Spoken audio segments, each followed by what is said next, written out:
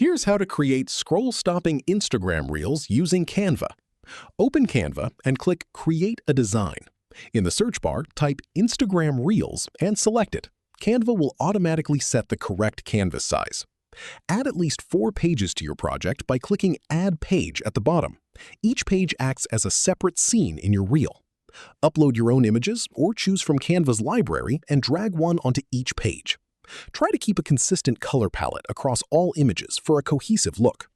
Now add transitions between pages. Click the space between 2 pages and select Add Transition. Choose a style you like. Color Wipe is a great option for a smooth, dynamic effect. Adjust the speed to match your vibe, then click Apply to all pages so every scene has the same consistent transition. Once everything looks good, click Download, save your reel, and upload it to Instagram.